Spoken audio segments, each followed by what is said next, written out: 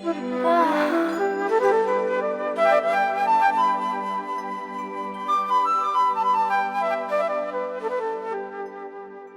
बेरे फुंजानि अबाय थांनो जुथा ड्रेस गानखो आंखौहाय सारा सुटिखौ बाथ्रा खालामना होबाय मानोना मोनसे मिसननि थाखायहाय आंखौ दा लिंहरदों सारा दा बेनि थाखायनो दिनैनो सहैथारनांगौ उफाय गैया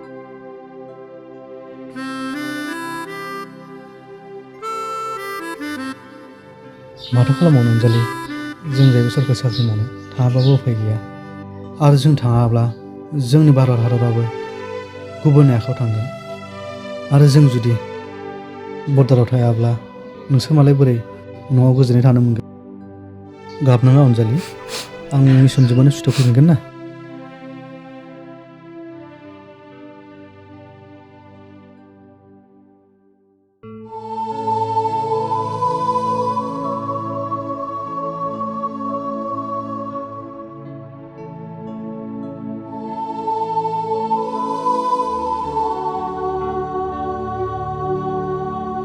गाबनाङा थाथ' दे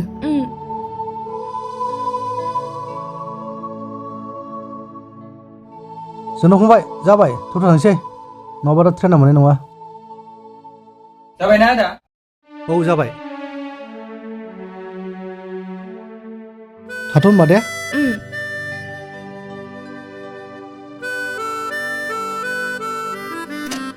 बाय बाय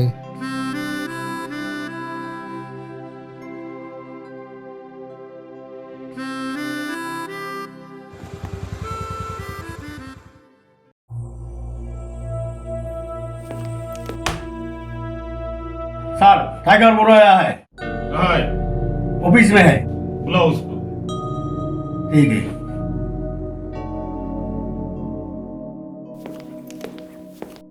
जय हिंद साहब टाइगर बोरा रिपोर्टिंग साहब छुट्टी से वापस मिशन के लिए साहब मिशन पाकिस्तान का टेररिस्ट 749 लोकेशन में घुसा है, इसलिए आपको सिटी से बुलाया और इसको कटन करके कैप्चर करके लाना है, इसलिए आपको बोरो रेजिमेंट से बुलाया है। मिशन पूरा करके आना है, आओगे? ठीक है साहब जय हिंद साहब मिशनखौथ' बयबो मिथिखाबायना औ सार जय जय भारत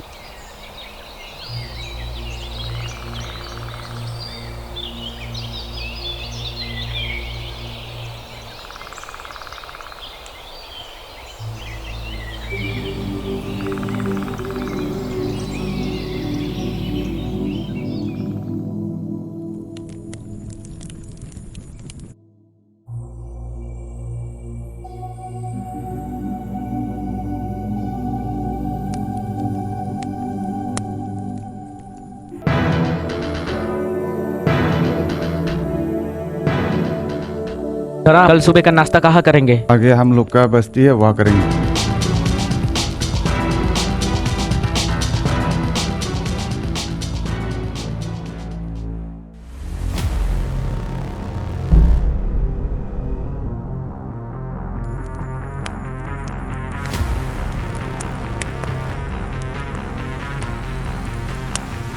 जनाब बाहर जाना है। अच्छा ठीक है चलिए आओ।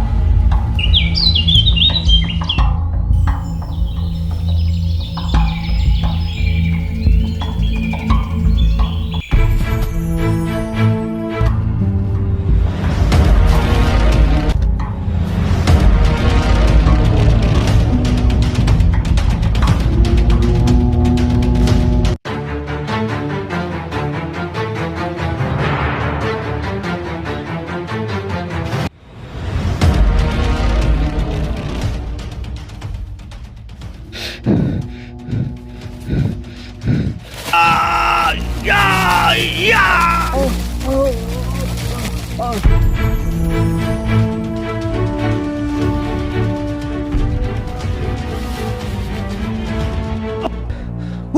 nisa Pakistan terus pasal sablan nunggu ya. Mami sudah kayak begitu. Hap menda, doa mana sudah kita.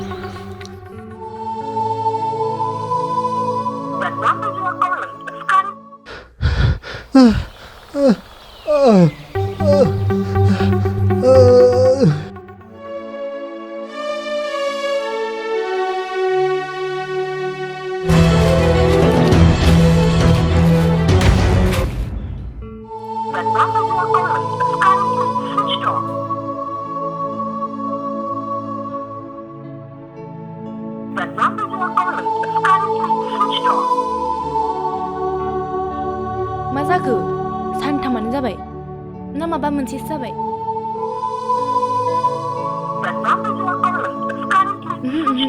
जेबो जायाखै